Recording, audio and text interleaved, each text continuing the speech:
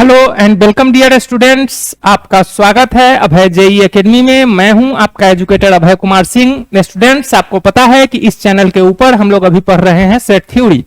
Set theory का आज हमारा लास्ट लेक्चर होगा। स्टूडेंट्स, आपको पता ही है कि आज के लेक्चर में क्या डिस्कस करने वाले हैं हम लोग आज के लेक्चर में प्रीवियस ईयर पेपर डिस्कस करने वाले हैं। प्रीवियस ईयर जेई मेंस में जो क्वेश्चन पूछा गया है सेट थ्योरी का, उसी को हम लोग डिस्कस करेंगे।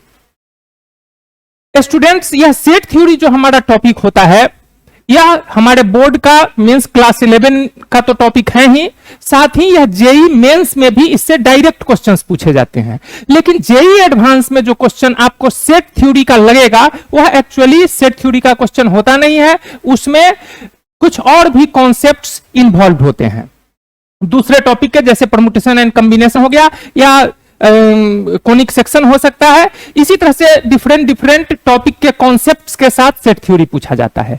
तो इसलिए आज हम आपके लिए जो क्वेश्चन लेकर आए हैं वह सेट थ्योरी से ही होगा और सेट थ्योरी से प्रीवियस ईयर में पूछा गया क्वेश्चन होगा। तो आइए स्टूडेंट्स, हम लोग शुरू करते हैं, देखते हैं कि क्या क्या क्वेश्चन सेट थ्योरी से पूछा गया है प्रीवियस ईयर्स में। तो एक क्वेश्चन हम लेकर आए हैं आपके लिए, 2009 में पूछा गया है यह,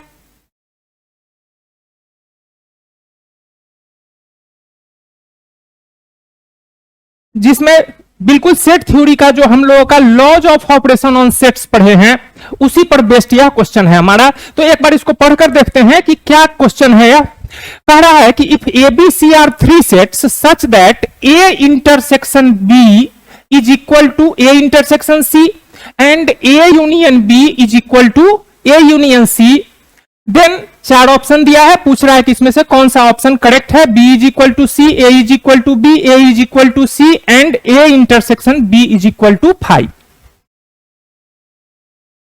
तो स्टूडेंट्स, यह जो क्वेश्चन है, हमने पहले ही आपको कहा कि यह बिल्कुल सेट थ्योरी बेस्ड है। ठीक है, सेट थ्योरी का ही इसमें कॉन्सेप्ट है, कोई दूसरा कॉन्सेप्ट नहीं है। और वह भी जो हमने पढ़ा है laws of operation on sets, उसी को हम इसके अंदर अप्लाई करेंगे। तो आइए शुरू करते हैं इसको। क्वेश्चन कह रहा है कि if A B C are three sets such that A intersection B is equal to A intersection C and A union B is equal to A union C. तो हमको गिवन जो है उसको लिख लेते हैं एक बार फिर से। क्या दे रखा है? तो A intersection B is equal to A intersection C है और A union B is equal to A union C है। तो इस चार ऑप्शन में से देखना है हमको कि कौन सा ऑप्शन करेक्ट होने वाला है। तो हम लोग सेकेंड के साथ शुरू करते हैं। We have A union B is equal to A union C.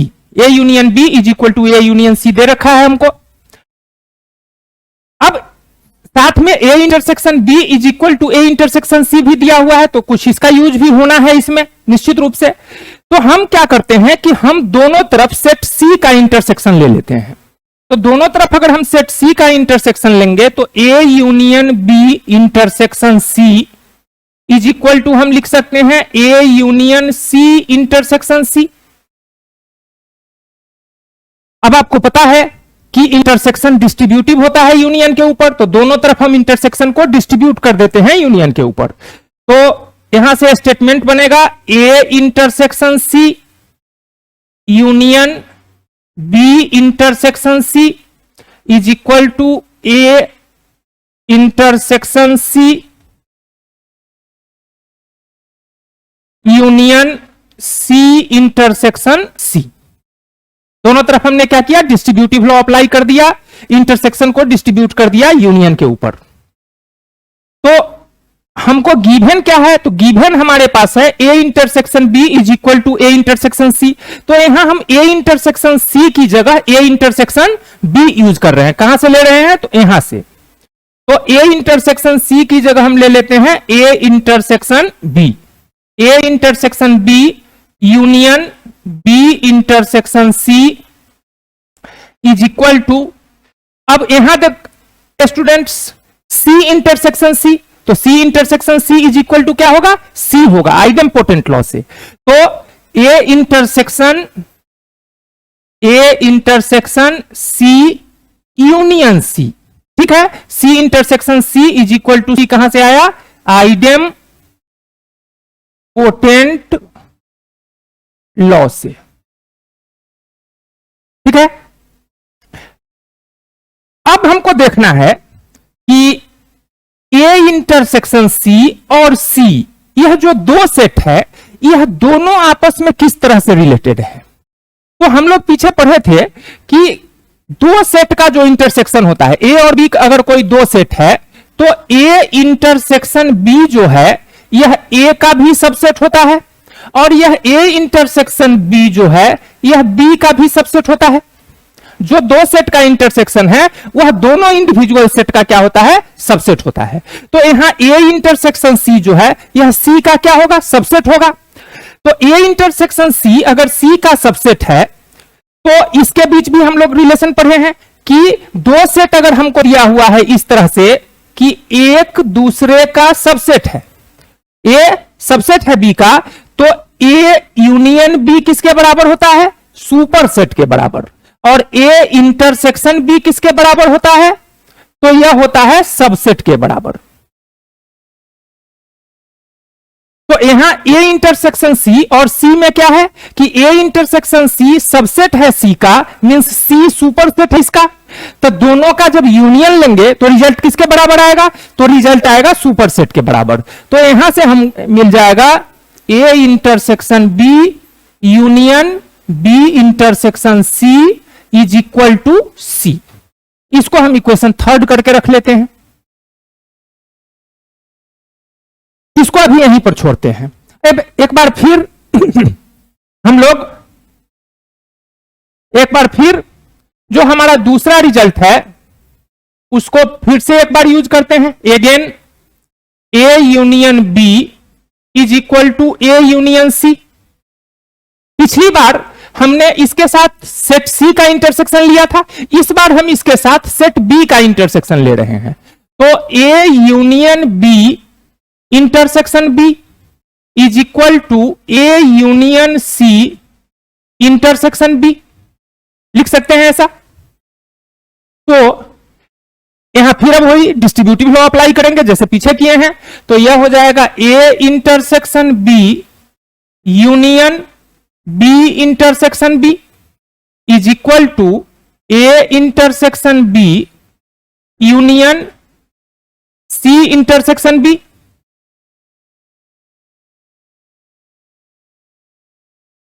Union C intersection B. तो अब फिर से यहां आइडेम्पोटेंट लॉ लगेगा, बी इंटरसेक्शन बी किसके बराबर हो जाएगा, बी के बराबर हो जाएगा। तो A intersection B union B is equal to A intersection B union, अब सी इंटरसेक्शन बी को आप बी इंटरसेक्शन सी लिख सकते हैं, किस लॉ से, कम्यूटेटिव लॉ से। तो अब फिर यहां बात आ गई वही कि ए इंटरसेक्शन बी और बी में क्या रिलेशन है, तो ए इंटरसेक्शन बी बी का सबसेट है। तो अगर एक सबसेट और एक सुपरसेट का यूनियन करते हैं तो रिजल्ट किसके बराबर आता है, सुपरसेट के बराबर। तो इस दोनों का यूनियन किसके बराबर आ जाएगा, बी के बराबर। तो B is equal to A intersection B union B intersection C. इसको हम सीधा कर लें तो एलएचएस को आरएचएस में लिख लेते हैं, ए इंटरसेक्शन बी यूनियन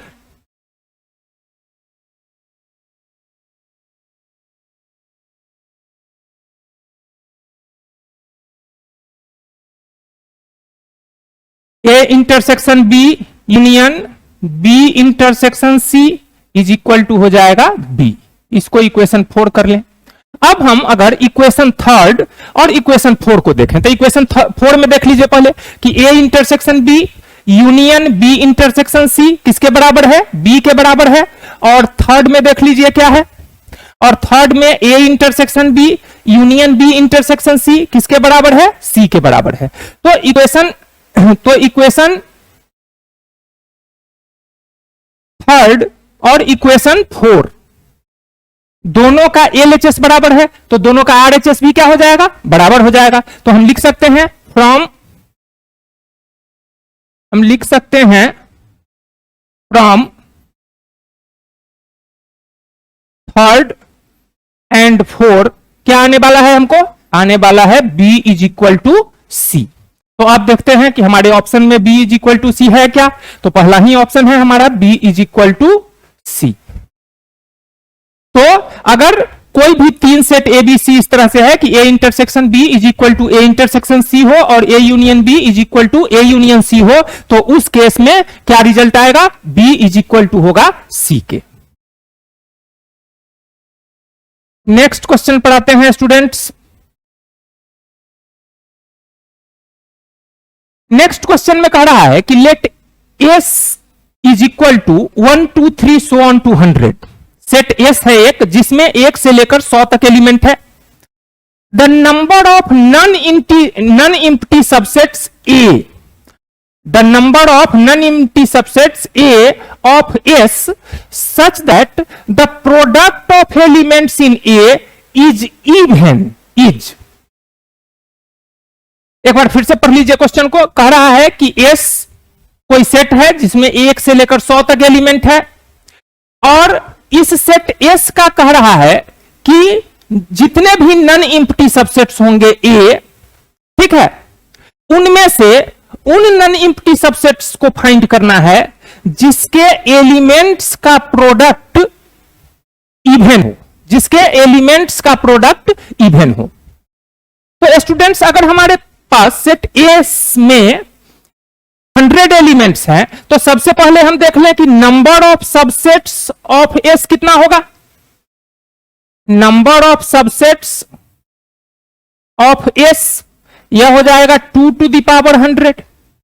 लेकिन हमसे क्या कहा है, the number of non empty subsets, non empty subsets. तो number of non empty subsets of S कितना हो जाएगा, number of non empty subsets of S is equal to हो जाएगा। तो नन एम्प्टी सबसेट्स मतलब सेट एस के वैसे सबसेट्स जो एम्प्टी ना हो। तो किसी भी सेट का जब हम सबसेट्स लिखने चलते हैं तो उसमें एक एम्प्टी सबसेट लिखते हैं फाई। तो अगर उसको हम हटा दें तो बाकी सारा का सारा सबसेट्स क्या होगा, नन एम्प्टी सबसेट्स होगा। तो नन एम्प्टी सबसेट्स जब काउंट करेंगे तो टोटल नंबर ऑफ सबसेट्स से हम 1 माइनस कर देंगे। तो number of non empty subsets हो गया 2 टू द पावर 100 माइनस 1। तो यह तो बात हो गई कि number of non empty subsets of S. लेकिन हमसे पूछ क्या रहा है, number of non empty subsets A of S such that product of elements in A is even. मतलब जितने भी नन एम्प्टी सबसेट्स बनेंगे एस के ए, उसके प्रोडक्ट्स, उसके एलिमेंट्स का प्रोडक्ट क्या होना चाहिए, इवन होना चाहिए। तो अब हमको सोचना पड़ेगा कि एलिमेंट कैसे, कौन कौन से सबसेट होंगे जिसमें एलिमेंट का प्रोडक्ट करे पर हमेशा इवन आएगा।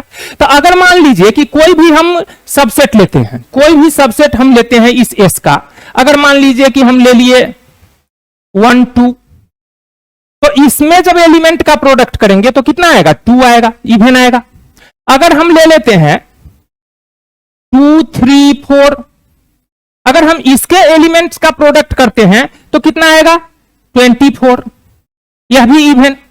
अगर हम सिर्फ इवन ही लेते हैं 2 4, ठीक है, तो यहां भी प्रोडक्ट क्या आता है, इवन ही आता है।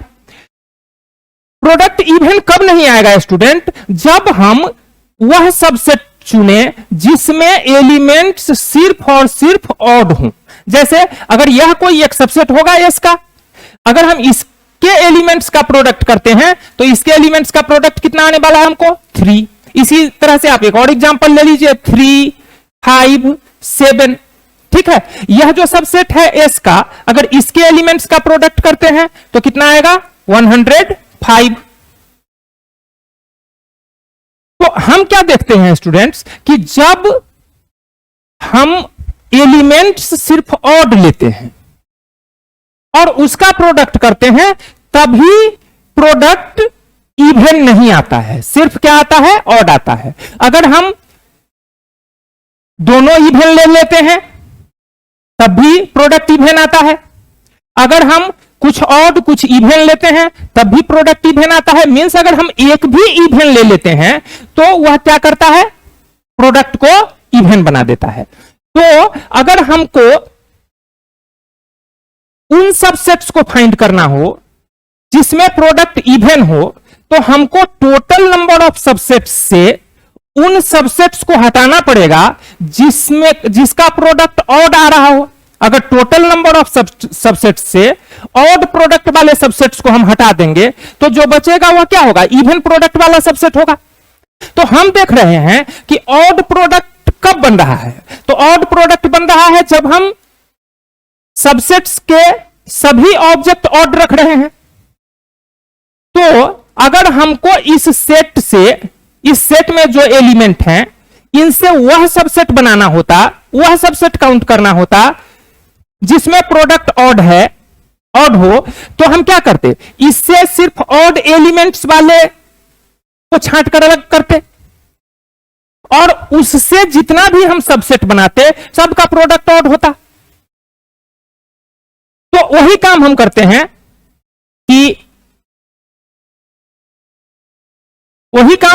हैं कि हम देख लेते हैं,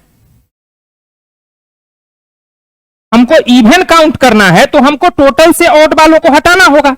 तो ऑड सबसेट्स कितने बनेंगे, तो ऑड सबसेट्स बनाने के लिए हमको पहले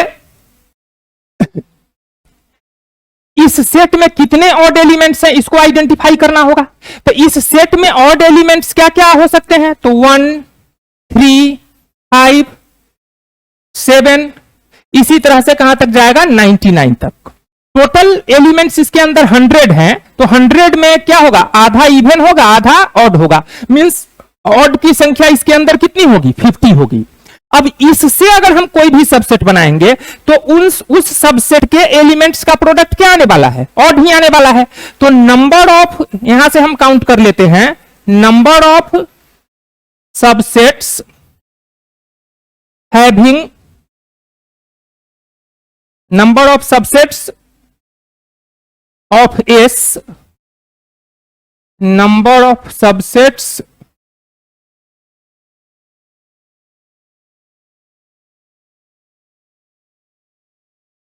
of S, number of subsets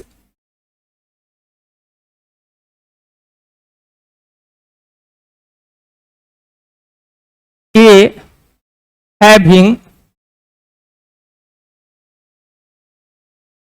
product of element is odd is equal to कितना हो जाएगा। तो अब इसमें से अब इसके जितने सबसेट होंगे सब सबसेट्स के एलिमेंट का प्रोडक्ट क्या होगा, ऑड ही होगा। तो इसमें अगर 50 एलिमेंट है तो सबसेट्स की संख्या हो जाएगी 2 to the power 50। लेकिन हमको क्या चाहिए, नॉन एम्प्टी सबसेट्स चाहिए। तो इसका भी तो एक सबसेट अगर हम बनाएंगे तो वो एम्प्टी सबसेट आएगा। तो number of non empty subsets, number of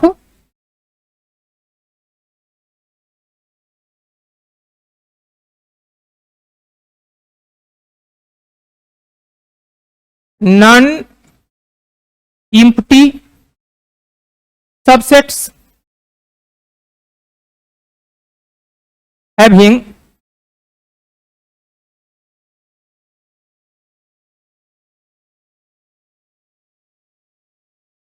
product odd is equal to 2 to the power 50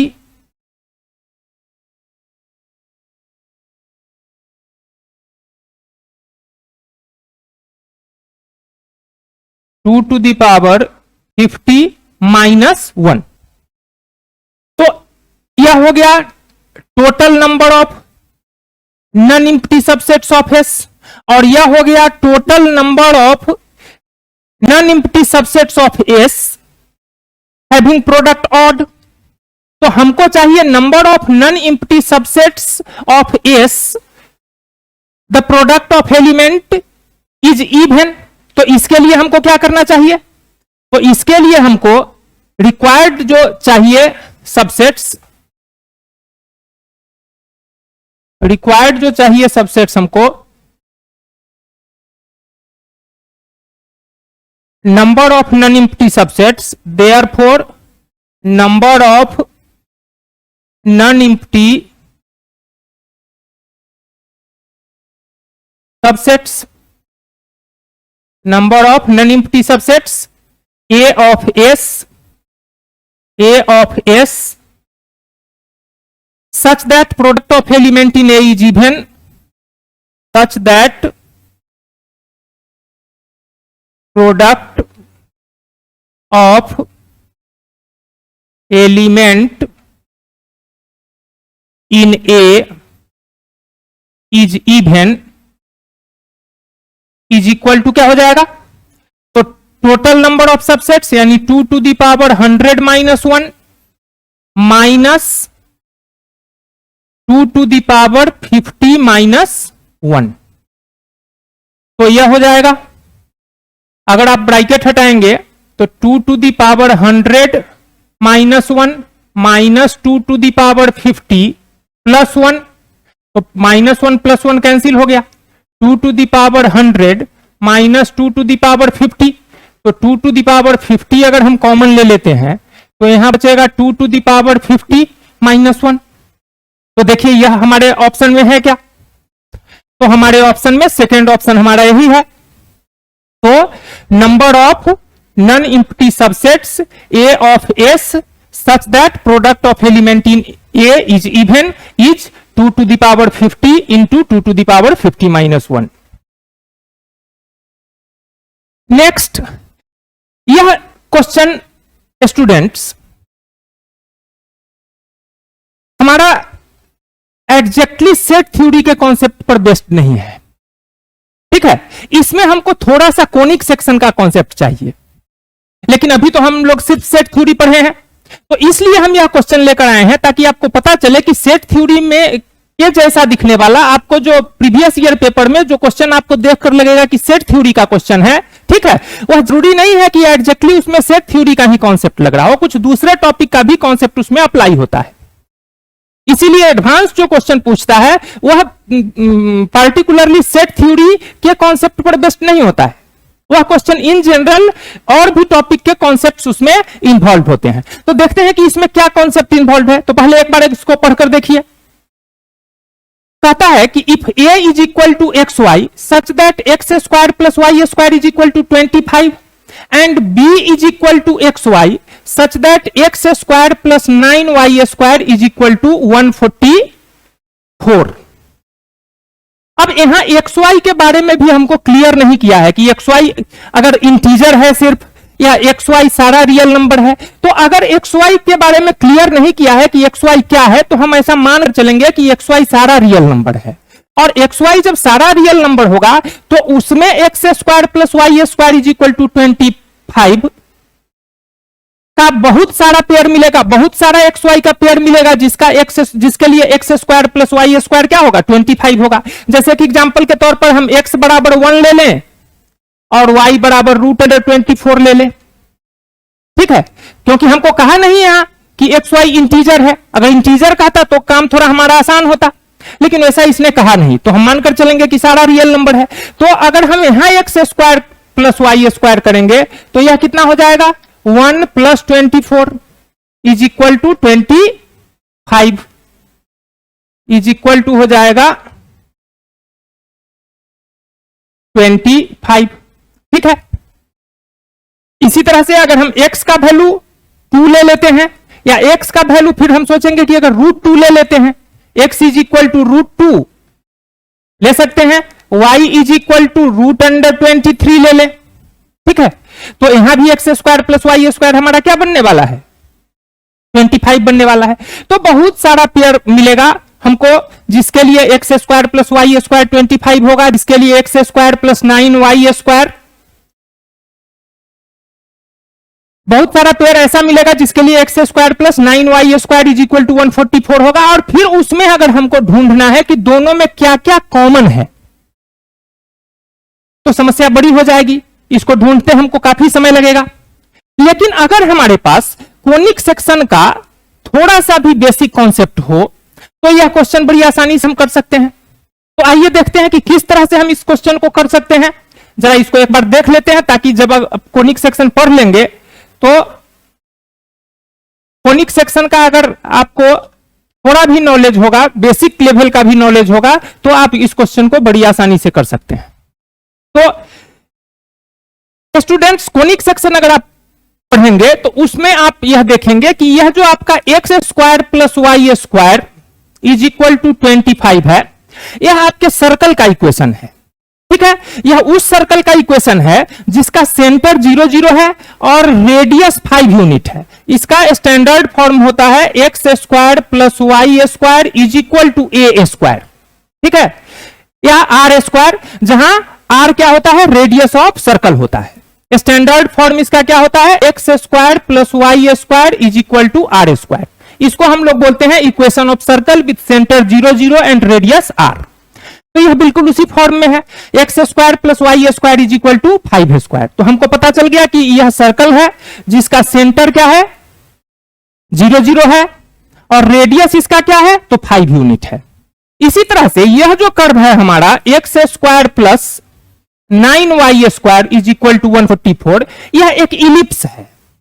अगर हम इसको सिंप्लीफाई करें, ठीक है, तो इसको सिंप्लीफाई करेंगे तो हम इसको स्टैंडर्ड फॉर्म में लिखने के लिए दोनों तरफ 144 से डिवाइड करेंगे, तो यह बनेगा x square by 144 plus y square by 16 is equal to 1। यह इलिप्स का स्टैंडर्ड फॉर्म होता है। इलिप्स का जो स्टैंडर्ड फॉर्म होता है वो होता है x square by a square plus y square by b square is equal to 1।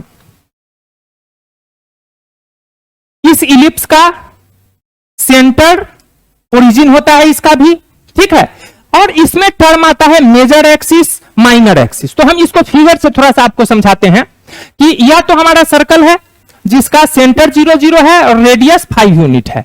तो circle with centre 0 0 and radius 5 unit.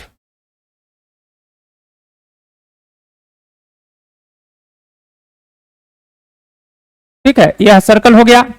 इसका सेंटर कहां है, तो इसका सेंटर ओरिजिन पर है। ठीक है, इसका सेंटर ओरिजिन है, सेंटर 0 0 है इसका, और रेडियस जो है इसका यह 5 यूनिट है। ठीक है, बाद में उसको प्लॉट करेंगे। और यह जो हमारा इलिप्स है इसका सेंटर तो 0 0 पर ही है, ठीक है, लेकिन इसके मेजर एक्सिस का जो लेंथ होगा, इसके मेजर एक्सिस का जो लेंथ होगा, ठीक है, यह इलिप्स, यह फिगर जो होता है इसको बोलते हैं इलिप्टिकल फिगर। ठीक है, इसके मेजर एक्सिस का लेंथ होता है 2a, मेजर एक्सिस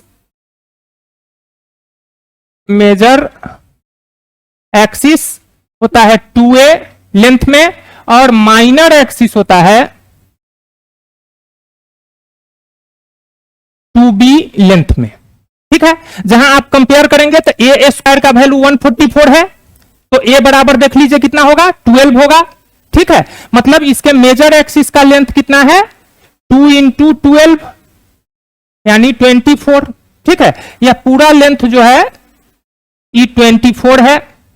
यहां से यहां इस ए से लेकर बी तक का जो डिस्टेंस होता है इसको लेंथ ऑफ मेजर एक्सिस बोलते हैं, और यहां इस सी से लेकर इस डी तक का जो डिस्टेंस होता है इसको लेंथ ऑफ माइनर एक्सिस बोलते हैं। तो पूरा चूंकि 24 है तो इसका जो आधा है, इसका जो आधा हम बनाएंगे यहां से, यह 12 हो जाएगा। ठीक है, उसी तरह से माइनर एक्सिस मतलब यहां से लेकर यहां तक का डिस्टेंस, सी से डी का जो डिस्टेंस है, यह अगर कितना हो जाएगा, तो देखिए y square by b square बराबर 1, तो बी स्क्वायर की जगह 16 है तो बी बराबर 4 होगा, तो बी 4 होगा तो 2 इंटू 4 कितना हो जाएगा, 8 हो जाएगा। ठीक है, तो इसका मतलब कि यह लेंथ हमारा 8 है, 8 यूनिट का है। कहां से कहां तक लेकर, सी से लेकर डी तक का जो डिस्टेंस है यह 8 है। तो यह ऊपर वाला पोर्शन भी 4 होगा और यह नीचे वाला पोर्शन भी क्या होगा, 4 होगा। तो हमने पहचाना कि यह क्या है, सर्कल है जिसका सेंटर 0 0 है, रेडियस 5 यूनिट है। यह इलिप्स है जिसके मेजर एक्सिस का लेंथ 12 यूनिट और माइनर एक्सिस का लेंथ कितना है, माइनर एक्सिस का लेंथ है, मेजर एक्सिस का लेंथ 24 यूनिट और माइनर एक्सिस का लेंथ है 8 यूनिट। ठीक है, तो सेमी माइनर एक्सिस का लेंथ, माइनर एक्सिस का जो आधा लेंथ है ओ से, अगर इसका नाम ओ दे दें तो ओ से सी का डिस्टेंस कितना है हमारे पास, 4 यूनिट। ओ से सी का डिस्टेंस है 4 यूनिट। ठीक है, अब यह ज्योमेट्रिकली प्लॉट हो गया, दोनों फिगर, सर्कल भी प्लॉट हो गया और इलिप्स भी प्लॉट हो गया। ठीक है, हमसे पूछ रहा है कि इस दोनों में, यहां क्या कहा है कि इफ ए का एलिमेंट, सेट ए में क्या एलिमेंट आएगा, एक्स वाई आएगा, such that x square plus y square क्या है 25, और बी में एलिमेंट एक्स वाई आएगा, such that x square plus 9y square is equal to 144। Then A intersection B is equal to, then A intersection B is equal to, मतलब दोनों में common element कितना आएगा। तो हमने इसको ज्योमेट्रिकली सोचा कि अगर यह हमारा सर्कल है, ठीक है, और यह हमारा इलिप्स है, ठीक है, तो दोनों में कॉमन का मतलब है कि दोनों का पॉइंट ऑफ इंटरसेक्शन। तो दोनों का पॉइंट ऑफ इंटरसेक्शन कहां कहां बन रहा है, एक यहां बन रहा है, एक यहां बन रहा है, एक यहां बन रहा है और एक यहां बन रहा है। तो इसका मतलब कि दोनों का पॉइंट ऑफ इंटरसेक्शन अगर 4 है तो दोनों में एलिमेंट्स भी कॉमन कितने आएंगे, 4 ही आएंगे। तो बड़ी आसानी से हम, अगर कोनिक सेक्शन में का हमारे पास कॉन्सेप्ट है, हम इसको पहचान पा रहे हैं कि यह सर्कल है, यह इलिप्स है, ठीक है, तो हम इसको प्लॉट कर लेंगे और पता कर लेंगे कि दोनों कितने पॉइंट पर इंटरसेक्ट करता है। अब बात आती है कि आप कहिएगा कि ठीक है, यह सर्कल है, सेंटर 0 0 है इसका, यह इलिप्स है, इसका भी सेंटर 0 0 है, लेकिन दोनों इंटरसेक्ट कर रहा है इस तरह से, इसकी क्या गारंटी है। ऐसा भी तो हो सकता था कि सर्कल इस तरह का होता और इलिप्स ऊपर ऊपर निकल जाता। ठीक है, यह सिचुएशन भी बन सकता था। तो आपको ध्यान देने की जरूरत है कि आपके सर्कल का जो रेडियस है 5 यूनिट है। ठीक है, मतलब ओ से, अगर इसका नाम हम दे दें एम, ठीक है, यह एक्स एक्सिस है, मान लीजिए यह वाई एक्सिस है, तो सर्कल जो है यह वाई एक्सिस को एम पर इंटरसेक्ट कर रहा है, तो ओ से एम की दूरी 5 यूनिट होगी, रेडियस ऑफ सर्कल के बराबर। जबकि इलिप्स के सेमी माइनर एक्सिस का लेंथ 4 यूनिट है, तो इलिप्स जो है ओरिजिन से 4 यूनिट के डिस्टेंस पर ही वाई एक्सिस को कट करेगा। तो क्लियर है कि सर्कल जो है वह इलिप्स को 4 अलग अलग पॉइंट पर कट करेगा। ठीक है, यह सिचुएशन बनने वाला नहीं है। यह सिचुएशन कब बनता, यह सिचुएशन तब बनता जब सर्कल का जो रेडियस है वह इलिप्स के सेमी माइनर एक्सिस के लेंथ से छोटा होता। लेकिन यहां क्या है कि सर्कल का रेडियस इलिप्स के सेमी माइनर एक्सिस के लेंथ से बड़ा है। ठीक है, तो सर्कल इलिप्स को इंटरसेक्ट करेगा, और सर्कल अगर इलिप्स को इंटरसेक्ट करेगा तो इस तरह से कितने पॉइंट पर इंटरसेक्ट करते हुए दिख रहा है, 4 पॉइंट पर। तो इसलिए हमारा जो इस दोनों सेट ए और सेट बी, सेट ए में कितने भी एलिमेंट हो हमको उससे मतलब नहीं है, सेट बी में कितना एलिमेंट आया उससे भी हमको मतलब नहीं है, लेकिन हम सीधा इस फिगर के हेल्प से निकाल पा रहे हैं कि ए इंटरसेक्शन बी में कितना एलिमेंट है, तो ए इंटरसेक्शन बी में 4 एलिमेंट आने वाला है। तो इसी तरह का क्वेश्चन सेट्स का रहता है इन जनरल, कि देखने में वह सेट का क्वेश्चन दिखेगा लेकिन कॉन्सेप्ट उसमें किसी दूसरे टॉपिक का इन्वॉल्व होता है। तो उम्मीद है कि आपको यह क्वेश्चन समझ में आया होगा। अगर नहीं भी समझ में आया होगा तो जैसे ही आप कोनिक सेक्शन पढ़ेंगे, इन कर्व्स को पहचानना सीखेंगे, उस समय जैसे ही आप यह क्वेश्चन देखेंगे तो आपको दिख जाएगा कि हमको यहां इंटरसेक्शन फाइंड करने के लिए क्या करना है। तो जिसको कोनिक सेक्शन का थोड़ा भी आइडिया होगा उसको ही सब कुछ करने की जरूरत नहीं है, वो देखते से ही बता देगा कि सर्कल का रेडियस 5 यूनिट और इलिप्स के सेमी माइनर एक्सिस का लेंथ 4 यूनिट है। तो यह सिचुएशन बनने वाला है और इस सिचुएशन में सर्कल और इलिप्स एक दूसरे को कितने पॉइंट पर इंटरसेक्ट कर रहे हैं, तो 4 पॉइंट पर, इसलिए 4 हमारा आंसर हो जाएगा।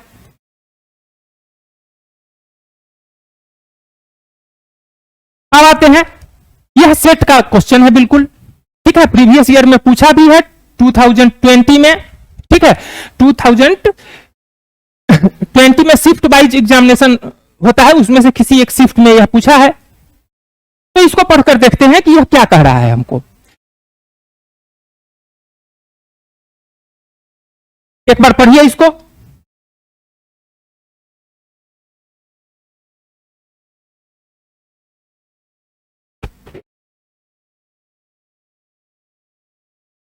क्या कह रहा है कि ये survey shows that 73% of person who working in an office like coffee, whereas 65% like tea। एक ऑफिस में काम करने वाले कुछ लोग हैं जिसमें से 73% कॉफी पसंद करते हैं और 65% लोग चाय पसंद करते हैं। If X denotes percentage of them who like both coffee and tea, X क्या है, परसेंटेज ऑफ दोज है जो दोनों पसंद करते हैं, मतलब दोनों का इंटरसेक्शन है। तो आपसे पूछ रहा है then X can not be, ठीक है, तो X का वैल्यू क्या नहीं हो सकता है, ठीक है, मतलब इंटरसेक्शन में क्या क्या इंटरसेक्शन में इन चारों में से क्या पॉसिबल नहीं हो सकता है, इन चारों में से इंटरसेक्शन का वैल्यू कौन सा नहीं हो सकता है।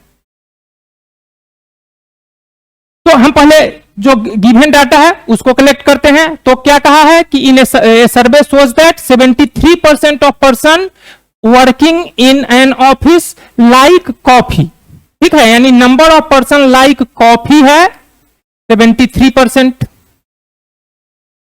और number of person like tea है 65% और number of person like coffee and tea यह है X। तो स्टूडेंट्स, अगर ऑफिस में काम करने वाले लोग हैं तो क्या जरूरी है कि सभी लोग चाय या कॉफी पीते ही हो? ऐसा तो यहां नहीं कहा है कि सभी लोग ऑफिस में कुछ ना कुछ पीते ही हैं। अगर ऐसा कहता कि सभी लोग ऑफिस में कुछ ना कुछ पीते हैं, ठीक है, तो यह तो हमारे पास कुल मिलाकर जो ऑब्जेक्ट बनता वह यूनियन का बन जाता, ठीक है। अगर सभी लोग कुछ ना कुछ पीते होते तो हम टोटल नंबर जो है हमारा, ठीक है, टोटल नंबर क्या यहां बन सकता है हमारा, तो टोटल नंबर अगर परसेंटेज वाइज देखा जाए तो 100% बनता है। तो number of element in union हमारा हो जाता 100 अगर सभी लोग कुछ ना कुछ पीते होते तब। लेकिन यहां पर ऐसा नहीं कहा है, यहां कहा है कि ये survey shows that 73% of person working in an office like coffee whereas 65% like tea. If X denotes the percentage of them who like both coffee and tea, then X cannot be। मतलब यहां यह clear नहीं है कि office में काम करने वाले सभी लोग या तो कॉफी या तो चाय पीते ही हैं। यहां कुछ ऐसे लोग भी होंगे जो हो सकता है कि चाय और कॉफी कुछ न पीते हों। तो यहां पर जो हमारा यूनियन होगा, तो यहां परसेंटेज वाइज जो टोटल पर्सन्स होंगे वो कितने परसेंट होंगे, 100%। तो 100% क्या हो गया हमारा, यूनिवर्सल सेट हो गया। तो यूनिवर्सल सेट क्या होता है, सभी सेट का सुपर सेट होता है। मींस आपको अगर सिचुएशन वाइज देखिए तो यह मान लीजिए कॉफी पीने वाले हैं, यह आपके चाय पीने वाले हैं, तो कुछ लोग अगर चाय और कॉफी नहीं पीने वाले होंगे तो वो इसमें आएंगे। तो इसका परसेंटेज आपको दिया है, कॉफी का परसेंटेज दिया है 73%, टी का परसेंटेज दिया है 65% और दोनों वाले दिए हैं X। तो हम ऐसा बोल सकते हैं कि number of element in C union T जो होगा यह या तो number of element in you से कम होगा या उसके बराबर भी हो सकता है। ऐसा दिया नहीं है कि सब लोग चाय और कॉफी पीते ही हैं, लेकिन हो सकता है कि पीते हो। तो उस केस में क्या है कि number of element in union बराबर हो जाएगा number of element in universal set. या फिर अगर मान लीजिए कि कुछ लोग ऐसे हैं जो न चाय पीते हैं न कॉफी पीते हैं, तो उस केस में क्या हो जाएगा, number of element in C union T less than equal to हो जाएगा number of element in U.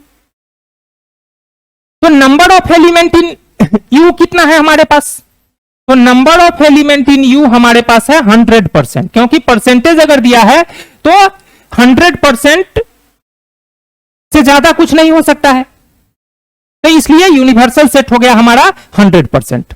तो n C union T less than equal to होगा एन यू, मतलब n C plus n T minus n C intersection T less than equal to हो जाएगा n U. अब n C हमारा है 73, N T हमारा है 65 और एन सी इंटरसेक्शन टी क्या है, एक्स है, तो यह लेस देन इक्वल टू होगा 100। तो इस दोनों को ऐड करने पर 138 minus x less than equal to 100।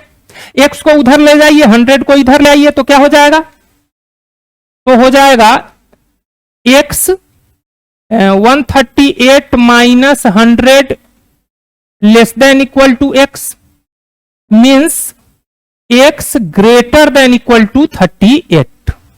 ठीक है, मतलब ऑफिस में काम करने वाले जो लोग हैं, ठीक है, उसमें चाय और कॉफी दोनों पीने वालों की संख्या, चाय और कॉफी दोनों पीने वालों की संख्या 38 या 38 से ज्यादा होगा। ठीक है, यानी इंटरसेक्शन का जो वैल्यू है, इंटरसेक्शन का जो वैल्यू है एक्स का, वह 38 भी हो सकता है या 38 से ज्यादा हो सकता है। लेकिन हमसे पूछा क्या है कि x can not B, x क्या नहीं हो सकता है। तो एक्स अगर 38 या 38 से ज्यादा हो सकता है तो वह 63 भी हो सकता है, 54 भी हो सकता है, 38 भी हो सकता है, क्योंकि 38 के बराबर भी यहां कह रहा है। तो क्या नहीं हो सकता है वह, तो 36 नहीं हो सकता है। तो एक बार फिर आप इसको देख लेंगे, अगर समझ में नहीं आए तो, अगर समझ में आ गया तो बहुत अच्छा। ठीक है, वैसे फिर से एक बार हम इस का रिकैप कर देते हैं आपको कि क्वेश्चन कह रहा था कि एक सर्वे में 73 पाया जाता है कि 73% पर्सन कॉफी पीते हैं, 65% पर्सन चाय पीते हैं। ठीक है, और चाय और कॉफी दोनों पीने वाले लोगों की संख्या एक्स है। ठीक है, तो हमसे पूछ रहा था कि एक्स का कौन सा वैल्यू इन चारों में से नहीं हो सकता है। तो हमने सोचा कि ऑफिस में अगर कुछ लोग चाय पीते हैं, कुछ लोग कॉफी पीते हैं, कुछ लोग दोनों पीते हैं, तो कुछ लोग ऐसे भी होंगे जो दोनों में से कुछ भी नहीं पीते होंगे। ठीक है, तो हमारे पास टोटल नंबर ऑफ पर्सन जो परसेंटेज वाइज था वह था 100।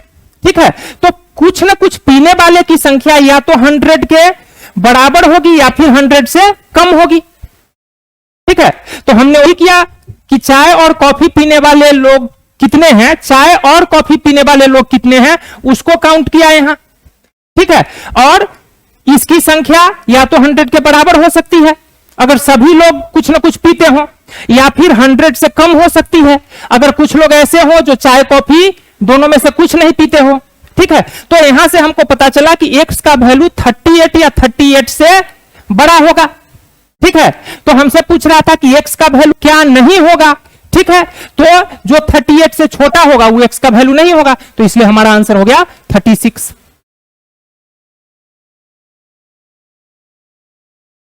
आइए, क्वेश्चन का सिचुएशन बड़ा है, थोड़ा इसको ध्यान से पढ़िए। पहले एक बार पढ़िए इसको, फिर हम देखते हैं।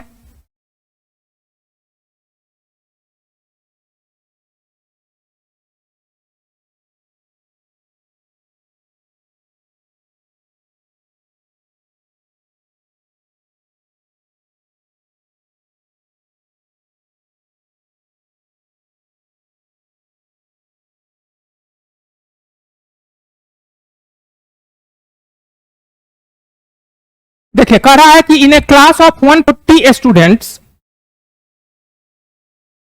इन a class of 140 students numbered 1 to 40, एक क्लास में 140 स्टूडेंट है जिनका नंबरिंग किया हुआ है।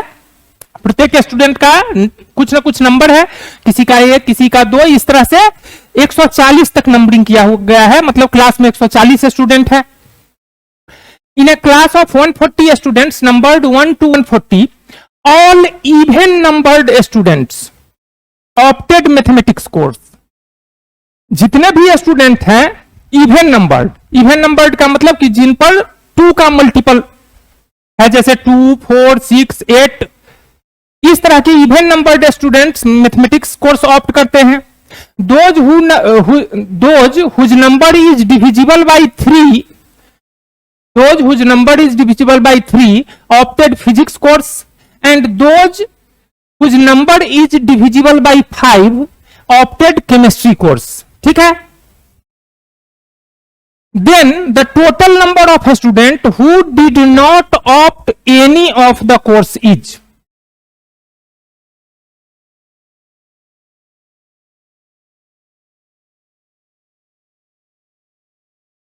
तो एक एक करके काउंट करते हैं कि number of student opted mathematics, number of student opt mathematics. तो इवन नंबर स्टूडेंट ने मैथमेटिक्स ऑप्ट किया है।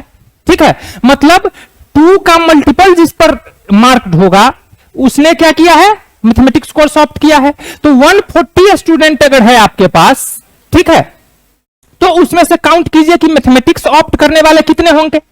तो 2 से सीधा काउंट कर लेते हैं, 2 से 140 को डिवाइड कर देते हैं, यानी 70 स्टूडेंट्स ऐसे होंगे जिन्होंने मैथमेटिक्स कोर्स ऑप्ट किया होगा। इसी तरह से number of student opt physics, तो फिजिक्स के लिए क्या कह रहा है कि those whose number is divisible by 3, वैसे स्टूडेंट जिनका नंबरिंग 3 से डिविजिबल हो वो सब फिजिक्स ऑप्ट किए हैं।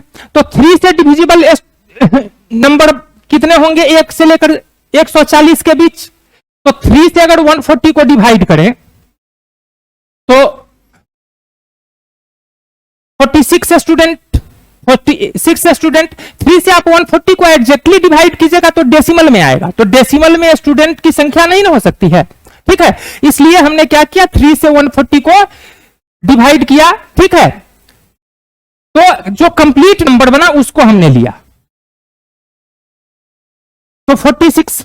इसी तरह से number of student opt chemistry, तो कह रहा है कि 5 से डिविजिबल जो है, 5 से डिविजिबल जिनका नंबर है उन्होंने क्या ऑप्ट किया है, तो केमिस्ट्री ऑप्ट किया है। तो 140 स्टूडेंट्स में 5 से डिविजिबल नंबर वाले कितने होंगे, तो 5 से अगर इसको डिवाइड कर दीजिएगा 140 को,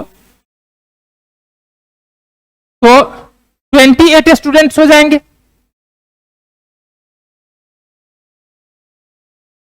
28 स्टूडेंट्स।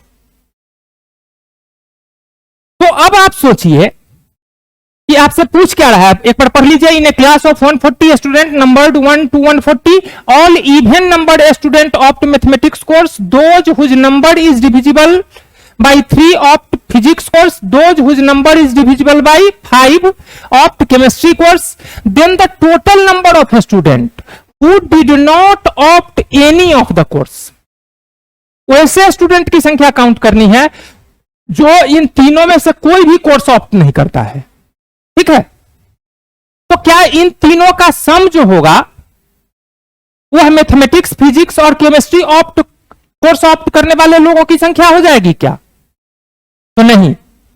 इसलिए नहीं होगी क्योंकि जब आपने मैथमेटिक्स कोर्स ऑप्ट करने वाले स्टूडेंट का काउंटिंग यहां किया तो वह 2 से डिविजिबल था, कि फिजिक्स वाले का काउंट किया तो वह 3 से डिविजिबल था। ठीक है, तो फिजिक्स, तो कुछ स्टूडेंट ऐसे भी होंगे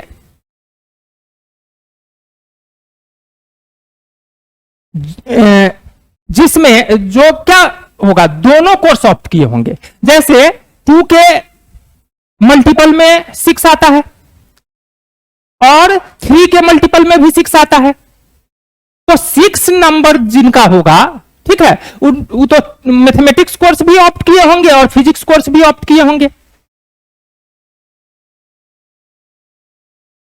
बात समझ में आ रही है?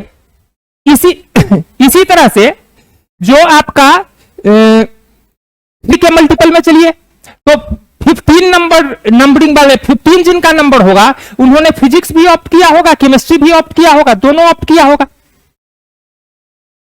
तो कुछ कुछ स्टूडेंट ऐसे हैं जो इसमें भी काउंटेड हैं और इसमें भी काउंटेड हैं। इसलिए अगर हम तीनों को सीधा जोड़ें तो यहां से हमको total number of students opted maths, physics and chemistry नहीं आएगा, गलत डाटा आ जाएगा। हमको क्या करना होगा कि हमको अब एक एक करके इनका इंटरसेक्शन निकालना होगा, ठीक है। फिर जब इंटरसेक्शन निकाल लेंगे तो हमको देखना होगा कि कितने स्टूडेंट्स ऐसे हैं जिन्होंने एक या एक से ज्यादा कोर्स ऑप्ट किया है, और फिर टोटल नंबर से जब उनकी संख्या को माइनस कर देंगे, एक या एक से ज्यादा कोर्स ऑप्ट करने वाले की संख्या को माइनस कर देंगे, तब हमको उन स्टूडेंट्स की संख्या मिलेगी जिन्होंने एक भी कोर्स ऑप्ट नहीं किया होगा। जैसे आप एक बार देख सकते हैं कि कुछ स्टूडेंट निश्चित तो होंगे जो कोई कोर्स ऑप्ट नहीं किए होंगे, जैसे 2, 3 और 5 के मल्टीपल वाले ही और कोर्स ऑप्ट किए हैं, तो जो 7 के मल्टीपल में आएगा, जो 11 के मल्टीपल में आएगा, उसने तो कोई कोर्स ऑप्ट नहीं किया होगा। तो यह हमारा है number of students opted mathematics, number of students opted physics, number of students opted chemistry. तो हम निकालते हैं number of student opted mathematics and physics, mathematics and physics. तो मैथमेटिक्स और फिजिक्स ऑप्ट करने वाले स्टूडेंट, दोनों ऑप्ट करने वाले स्टूडेंट की संख्या कितनी होगी? तो दोनों ऑप्ट करने वाली स्टूडेंट्स की संख्या के लिए हमको किसका मल्टीपल निकालना पड़ेगा?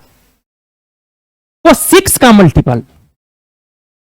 6 का मल्टीपल अगर हम निकालते हैं तो 6 का मल्टीपल जो होगा वो 2 का भी मल्टीपल होगा और 3 का भी मल्टीपल होगा।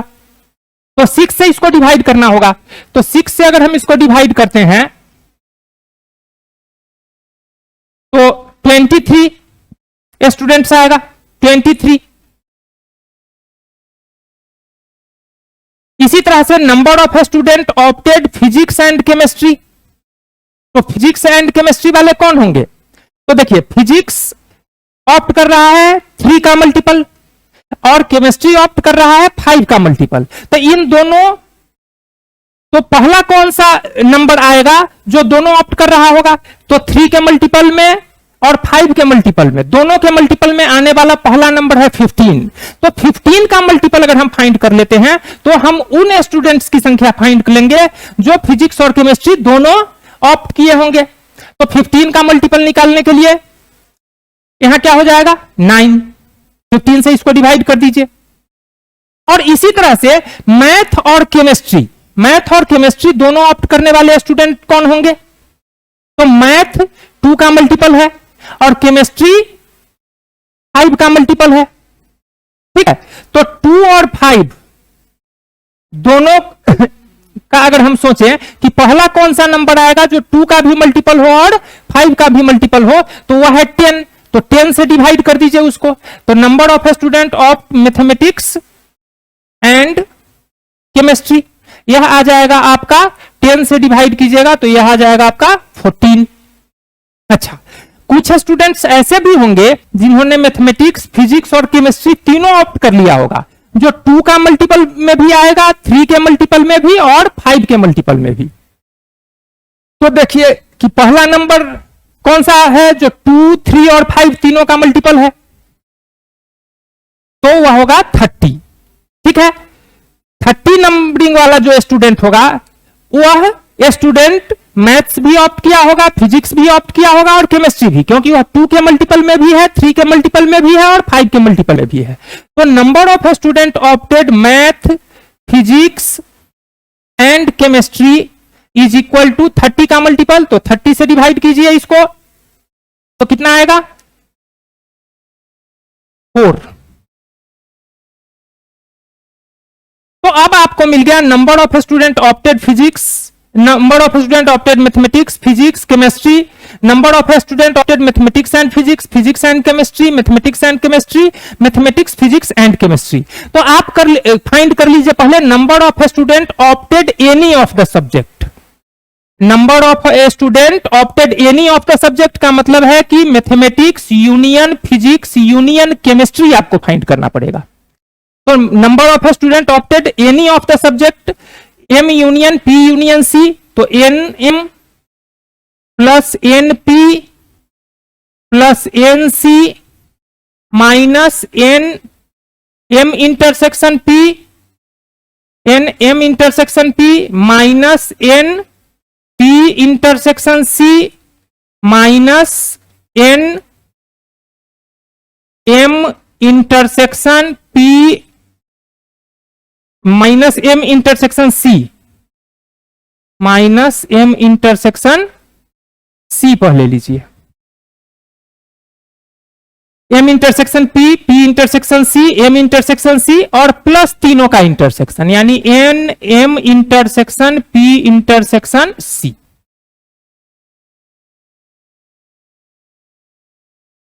ठीक है, तो सबका डाटा अवेलेबल है आपके पास। एन एम कितना है 70, एन एम है आपका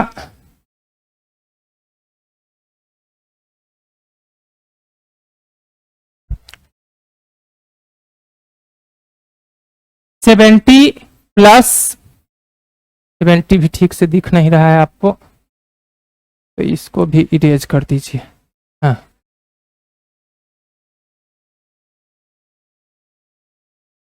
seventy plus 46 plus 28 minus minus इस तीनों का सम, तो माइनस में तीनों को एक साथ जोड़ लेते हैं माइनस कॉमन लेकर, तो 23 प्लस 9 प्लस 14 और प्लस हो जाएगा 4। ठीक है, अब सबको ऐड कर लीजिए, तो सबको ऐड कीजिएगा तो कितना आएगा, सबको ऐड करेंगे तो आएगा आपको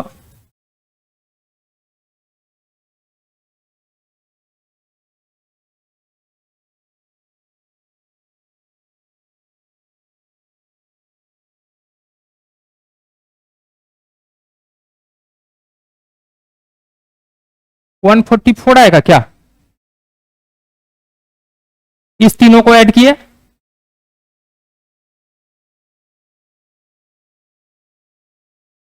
ठीक है 144 माइनस इस तीनों को ऐड कीजिए,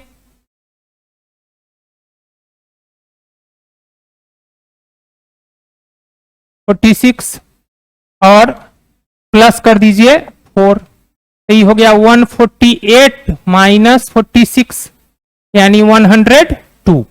तो 102 उन स्टूडेंट्स की संख्या है जिन्होंने या तो मैथ लिया है या फिजिक्स लिया है या फिर केमिस्ट्री लिया है। लेकिन आपको फाइंड क्या करना है, number of student who did not opt any of the course. उन स्टूडेंट्स की संख्या फाइंड करनी है जिन्होंने कोई भी कोर्स ऑप्ट नहीं किया है। तो कोई भी कोर्स ऑप्ट नहीं किया है उसकी संख्या अगर फाइंड करनी है तो एक या एक से अधिक कोर्स ऑप्ट करने वाले जो स्टूडेंट है वो 102 है और टोटल नंबर ऑफ स्टूडेंट 140 है। तो number of student who did not opt any of the course, number of student who did not opt any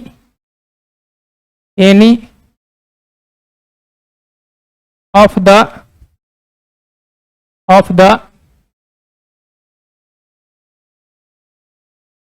course is equal to कितना हो जाएगा, इज इक्वल टू हो जाएगा 140, नीचे लिखते हैं इसको, तो यह हो जाएगा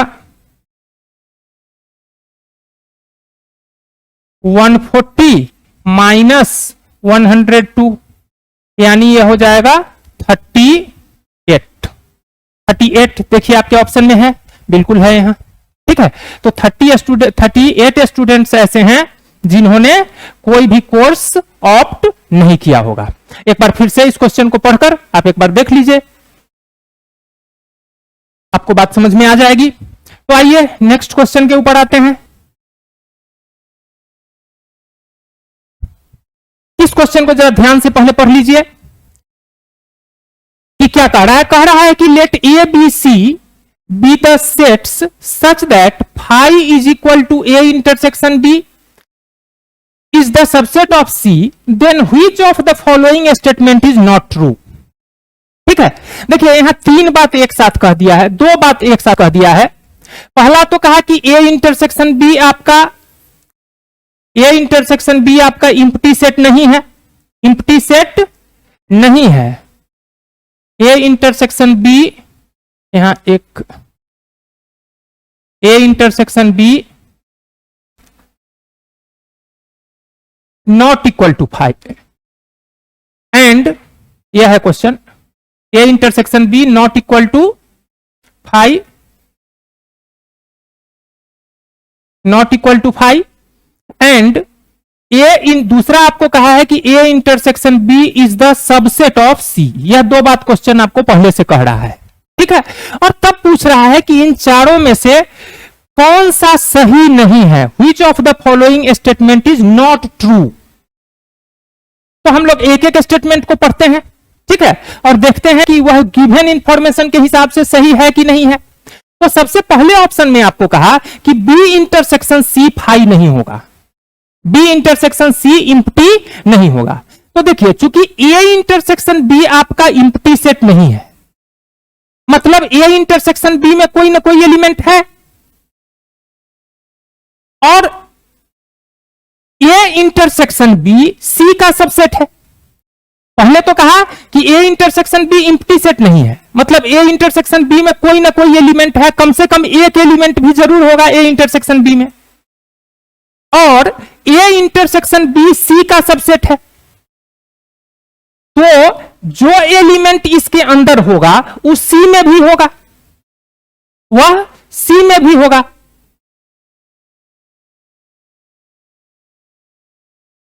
एक एग्जांपल से आप समझिए, जैसे हम A ले लेते हैं 1 2, ठीक है, और B ले लेते हैं 2 3, ठीक है। तो A इंटरसेक्शन B चूंकि फाई नहीं होना है इसलिए ऐसा एग्जांपल हम ले रहे हैं, तो A इंटरसेक्शन B में आपको क्या आ गया, 2 आ गया। अब चूंकि आपका जो A इंटरसेक्शन B है वह C का सबसेट है, तो C जो आपका सेट होगा, ठीक है, उसमें 2 तो होगा ही, A इंटरसेक्शन B का एलिमेंट तो होगा ही, और भी कुछ एलिमेंट हो सकता है, क्योंकि A इंटरसेक्शन B सबसेट है C का, तो A इंटरसेक्शन B का एलिमेंट तो C में है ही, साथ ही उसमें और भी कुछ एक्स्ट्रा एलिमेंट हो सकता है, ठीक है। तो आपसे पूछ रहा है कि B इंटरसेक्शन C इंप्टी नहीं होगा, ऐसा कह रहा है कि B इंटरसेक्शन C इंप्टी नहीं होगा। तो देखिए अब B इंटरसेक्शन C के लिए क्या है, तो B इंटरसेक्शन C अगर हम यहां निकालने जाएं, B इंटरसेक्शन C हम निकालने जाएं, तो B इंटरसेक्शन C हमको इंप्टी आ रहा है, नहीं आ रहा है, 2 आ रहा है। तो जो एलिमेंट A, चूंकि A इंटरसेक्शन B इंप्टी नहीं है, इसलिए A और B में कुछ ना कुछ एलिमेंट कॉमन है, कम से कम एक एलिमेंट ऐसा है जो A में भी है और B में भी है, और A इंटरसेक्शन B C का सबसेट है, यानी A इंटरसेक्शन B का सारा एलिमेंट C में है। तो वह एलिमेंट जो A और B का कॉमन एलिमेंट है वो B में तो होगा ही, साथ ही वो A इंटरसेक्शन B के सबसेट होने, C का सबसेट होने के कारण उस C में भी चला गया, तो कभी भी B इंटरसेक्शन C आपका इंप्टी नहीं होगा, ठीक है। तो यह करेक्ट स्टेटमेंट है, तो यह स्टेटमेंट करेक्ट है। आपको उस स्टेटमेंट को फाइंड करना है जो करेक्ट नहीं है। तो यह स्टेटमेंट तो करेक्ट है, लेकिन यह आपका आंसर नहीं है, यह आपका आंसर नहीं है, क्योंकि करेक्ट स्टेटमेंट आपका आंसर नहीं होगा। आपका आंसर कौन सा होगा, जो करेक्ट नहीं हो। तो चलिए यह तो आपका आंसर नहीं है। अब दूसरा देखिए, दूसरा में कह रहा है, दूसरे में कह रहा है कि if A minus B is the subset of C then A is the subset of C। तो दूसरे ऑप्शन को हम समझते हैं यहां पर। मान लीजिए कि यह सर्कल आपका A है, यह सर्कल आपका B है, ठीक है। तो यह रीजन जो है आपका, यह A माइनस B है, यह अगर A है और यह अगर B है, तो यह रीजन क्या है आपका, A माइनस B है। तो A माइनस B के बारे में कहा कि यह C का सबसेट है, मतलब यह रीजन जो है यह सी का सबसेट है, ऐसा यहां कह रहा है।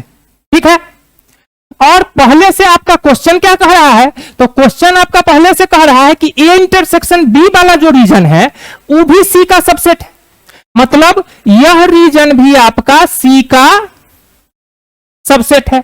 ए इंटरसेक्शन बी भी आपका क्या है, सी का सबसेट है।